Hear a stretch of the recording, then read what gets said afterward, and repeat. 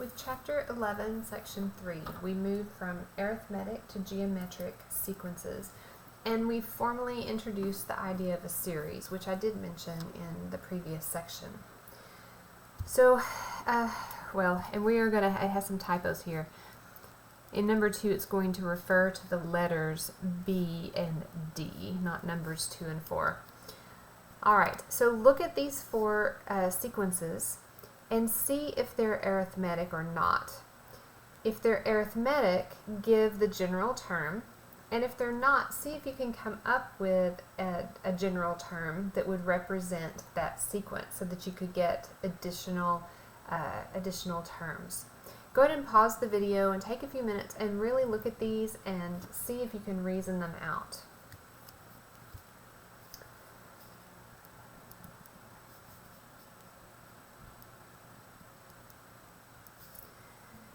So first of all, 2 of these are arithmetic and 2 of them are not. For the first one that is arithmetic, we have a common difference of 2, and because the first term is 1, then I can plug that into my general term and simplify to get a general term of 2n minus 1 to represent this sequence. C is also arithmetic. It has a common difference of 1, so my general term is really just a sub n equals n. On the 2 that are not arithmetic, hopefully you played around with it a little bit and came up with a general term. For this one, I'm multiplying times 3 for each successive term. A good way to write that general term would be a sub n equals 3 to the n minus 1. Now I need to do that n minus 1 because my first term is 1. This gives me 3 to the 0, and anything to the 0 power is 1.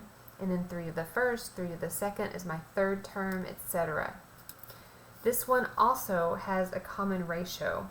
I'm multiplying by 2 each time. So the general term here would be a sub n equals 2 to the n minus 1, again because my first term is 1.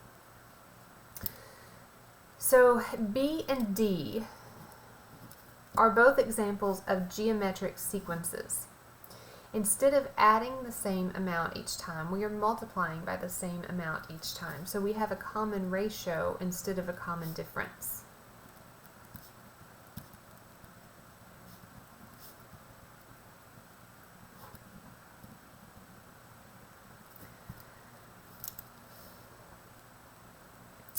By definition, a geometric sequence can be defined recursively, so that you have to find the terms in order, as a sub 1 equals a, and then your ratio is a sub n over a sub n minus 1, which, remember, that sub n minus 1 always means previous term.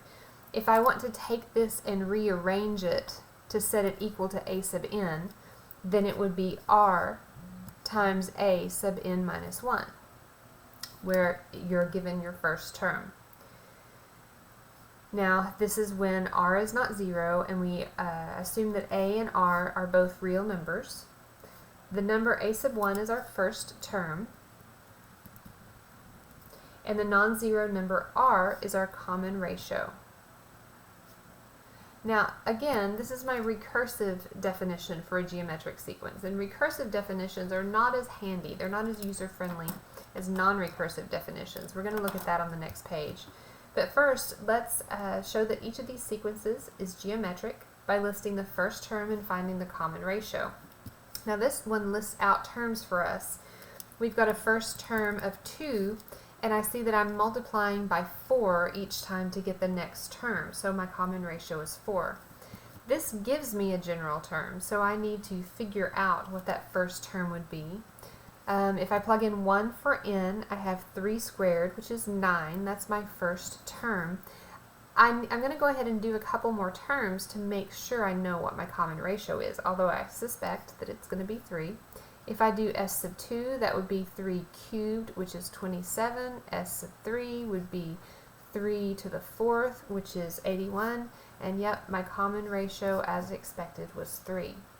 Now it is possible to define a geometric sequence without that n minus 1 as my exponent, or excuse me, n plus 1 as my exponent. When that happens, this is not necessarily my common ratio. You kind of have to play with the formulas, the definitions, and make sure that you try them out so that you know that you're sure that you've got the right values. Alright, for t sub n, my first term here is going to be 2 times 3 or 6. That's one thing that I'm asked. And now I'm asked also for the common ratio.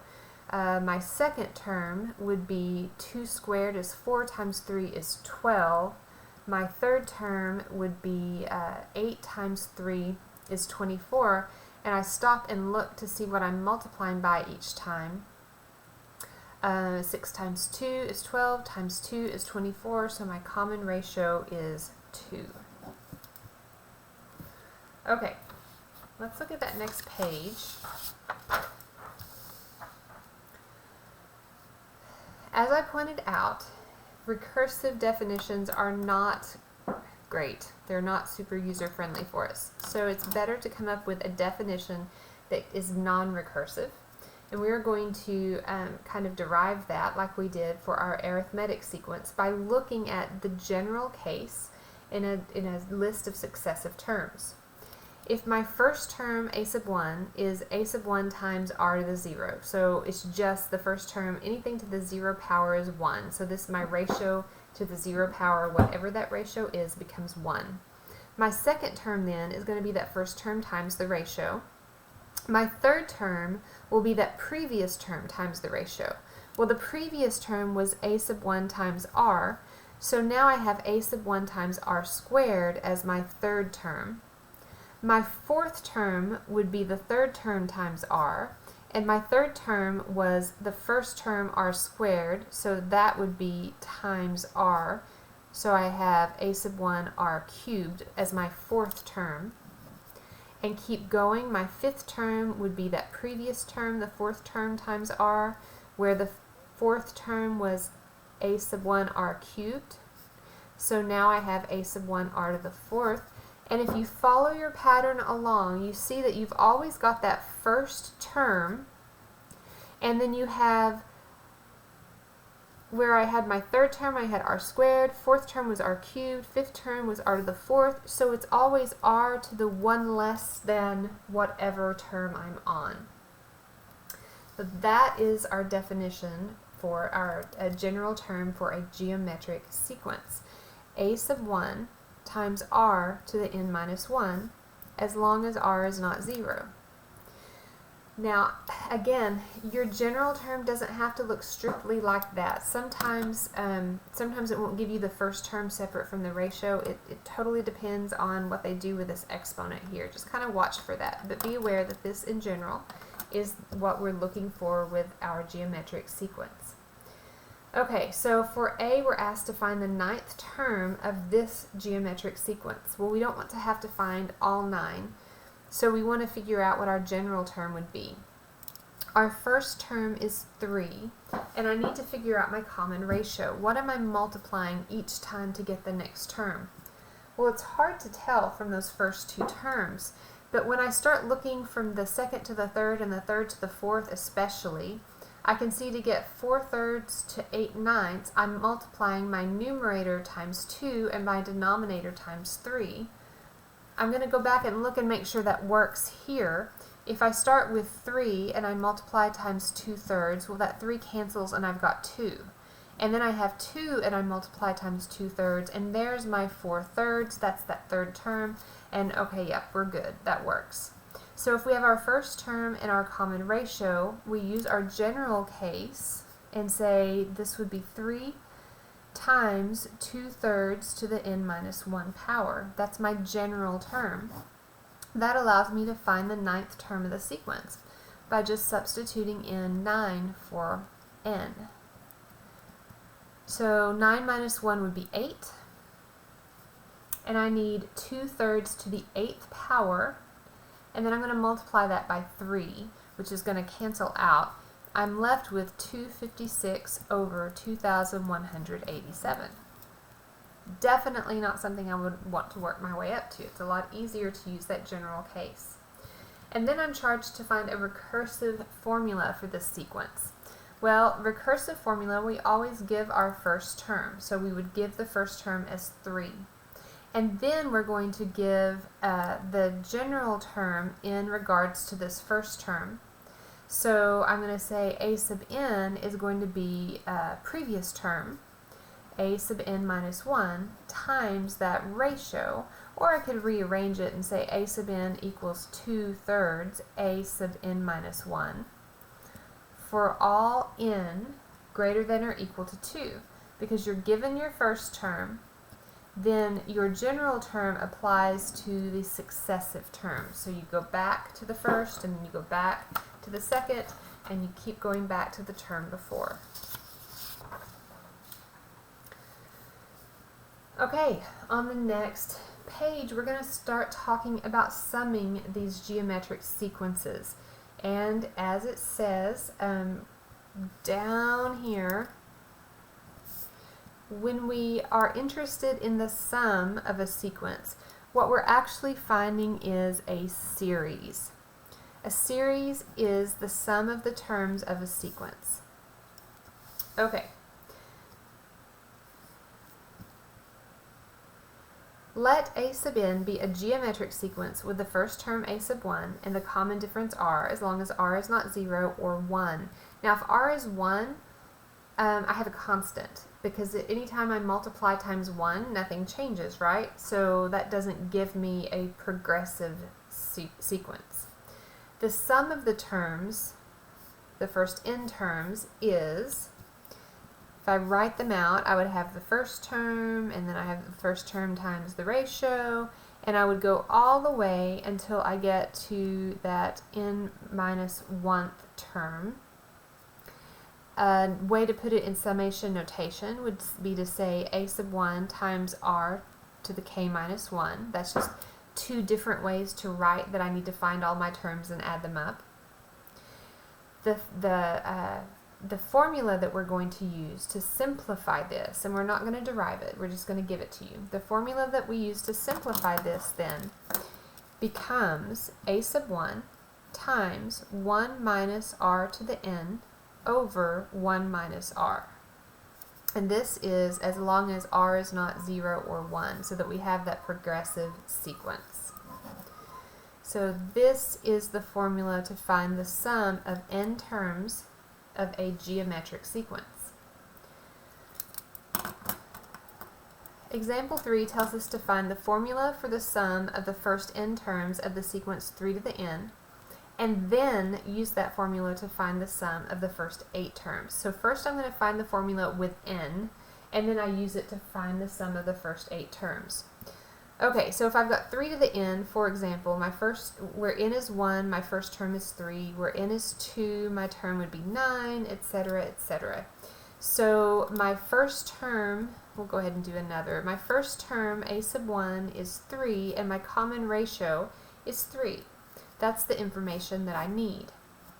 And then I go up to my formula, and I'm going to say, okay, the sum of n terms is given to me as a sub 1 times 1 minus r to the n over 1 minus r, and I'm going to plug in what I know. Well, my first term is 3, 1 minus 3 to the n over 1 minus 3, and I can simplify that denominator. I can't simplify my numerator, but I could simplify my denominator and say I've got 3 times 1 minus 3 to the n over a negative 2. So there is the general case for the sum of this particular geometric sequence.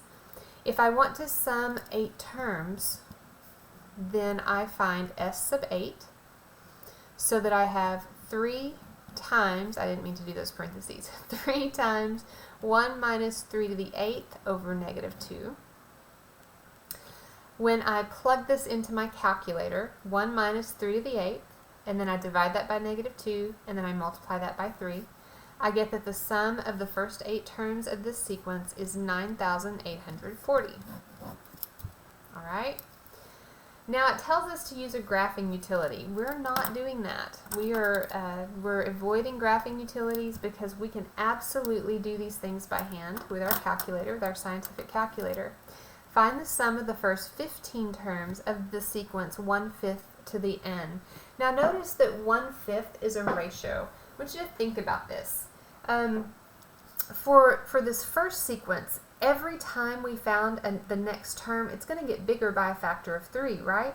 So this each successive term just gets larger and larger and larger.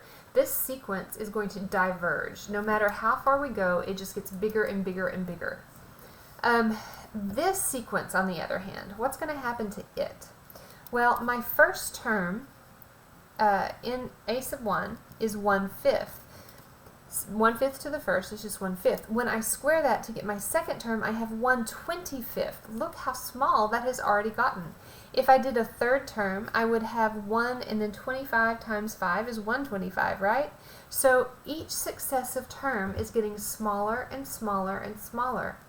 Why is that? What's the difference? Well, the difference is that for this sequence, my ratio is a whole number greater than 1. And it could be positive or negative. It doesn't really matter.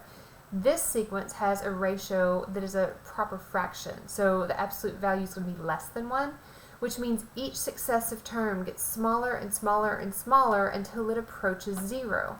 When it approaches 0 like that, that means that we are going to converge to a particular value. So we have our first term is 1/5, our common ratio is 1/5. First term is 1/5, common ratio is 1/5.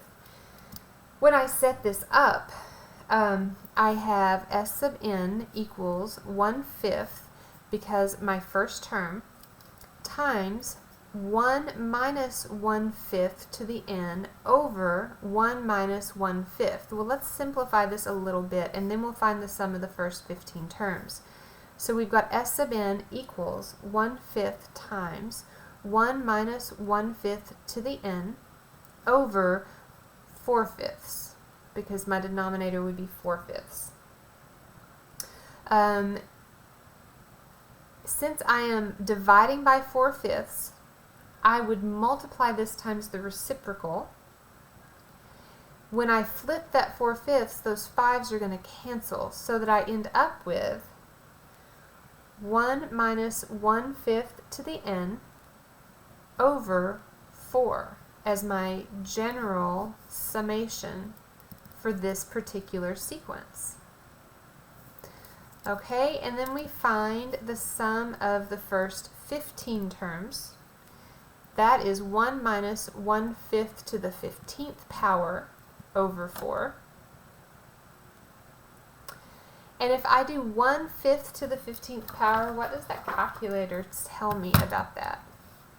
So let's do 1 divided by 15 to the 15th power. Look at how tiny that gets. So this is point and then 17 zeros and then 2. So essentially that goes to 0, that approaches 0, so that what I'm left with is this 1 minus that tiny, tiny, tiny amount, so 1 over 4. That's my sum of this first 15 terms of this sequence. If that got smaller and smaller, if I said 1 minus, and then I did our 1 divided by 15 to the 15th power, I've just got 1. See, it goes ahead and does it for you if you put in that entire numerator. Okay, we talked about series. When we are looking for the sum of a number of successive terms, then we are talking about a series. And I just mentioned this, that when a sequence contains an infinite amount of terms, that sometimes the series will converge, it will reach a particular number, and other times the series will diverge, it will never reach a particular number.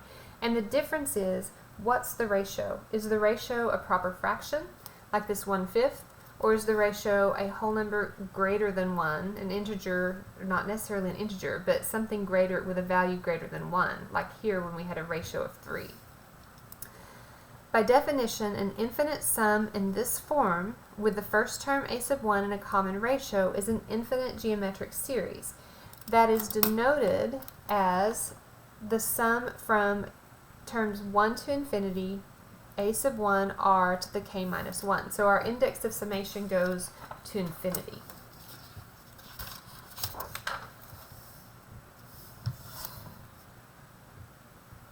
How do we know it's going to converge? Well, it's going to converge when my ratio has an absolute value less than 1. So when my ratio is a fraction, and I start with that summation formula, 1 minus r to the n over 1 minus r. When this, sorry guys, this is my summation formula that I was given. Remember, when we plug that into the 15th power, that 1/5 to the 15th power, we got 1 minus this, and it was just 1. Well, this piece right here basically disappears because it gets tinier and tinier and tinier as we approach infinity, so that we're just left with this 1.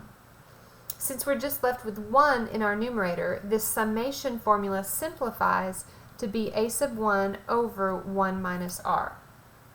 Now that happens anytime my ratio is a fraction, a proper fraction.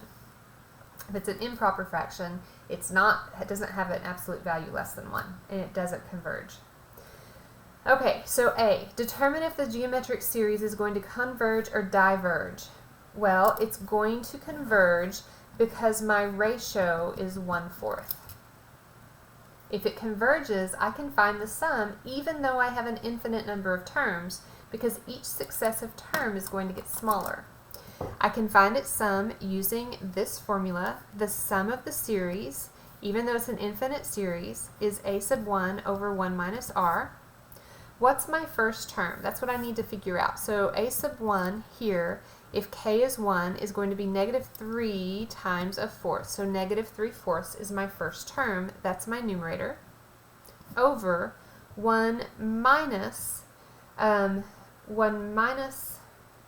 r, which is 1/4. So I have a negative 3/4 over 3/4, which is just a negative 1. My sum for the infinite number of terms in this series converges to the value negative 1. Okay, B challenges us to show that this repeating decimal is equal to 1/3, and this is kind of fun. Okay, so my repeating decimal, 0.33333333. Now we know when we plug 1/3 into our calculator, if I do 1 divided by 3, that's what I get, is this repeating decimal, 0.3. Well, that repeating decimal is really just, this is tenths, hundredths, thousandths, right? So that is 3/10 plus 3/100, plus 3,000, and then I could just keep on going and moving my 3 back. That's what this is equal to. All of these fractions, or decimals, all of these decimals added together. Now let's rewrite these decimals in fraction form. This first one is 3/10, the second one is 3/100, the third one is 3,000, and then I would just keep going because it's an infinite geometric series. Now, how do I know that it is geometric? Well, because to get from the first term to the second, I'm multiplying by 1/10, and then I multiply by 1/10, and then I multiply by 1/10. So my first term is a sub 1 is 3/10, and my common ratio is 1/10. Because this common ratio has an absolute value less than 1, I know that my series is going to converge. So I can find the sum of the infinite series as first term over 1 minus r, where my first term is 3/10, and 1 minus r is 1 minus 1/10. So I have 3/10 over 9/10, and when I do that division, I flip to multiply, right? The 10s cancel out, and 3/9 simplifies to be 1/3. So we have shown that 0.3 repeating is equal to 1/3 because it is a geometric series. Okay, we're going to do one of the 2 application problems on the next page. This paragraph discusses annuities. Annuities are a way to save money.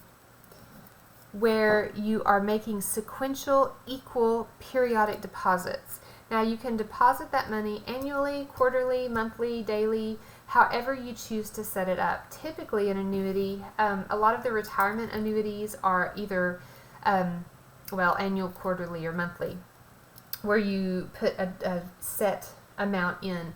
People who get a bonus at the end of the year in their job will typically set up an annuity, and that bonus automatically goes into the annuity at the end of the year.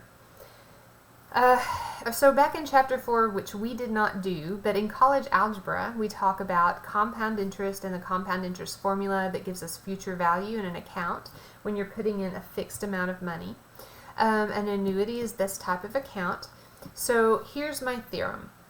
The amount of an annuity is the sum of all the deposits made plus the interest earned on those deposits. If P is the deposit made at the end of each payment period, I is the percent interest per payment period, and A is the annuity after N deposits, then A is the amount in the annuity, P is my deposit amount, 1 plus I to the nth power, minus 1 is my numerator, all over I gives me the amount in the annuity. Okay, so we're going to skip the first problem on the next page, and this is why. To use this formula for annuity, the important thing is that you are making equal periodic deposits. So every deposit is the same amount. That's where this annuity formula comes into play. Then on the next page, our very first example gives you a different type of situation. The student is trying to save for a spring break trip, and at the very beginning deposits $200 and then deposits $60 a month. So right away we've kind of broken the rule for this simple calculation for annuity, and it gets more complex. So I'm not going to ask you anything quite like that. We're just going to skip to a single example down here that's more straightforward. To save for retirement, Sally decides to put $3,000 into an IRA each year for 25 years. What will be the value of the IRA when she makes that 25th deposit if the rate of return is 11% per annum per year, compounded annually?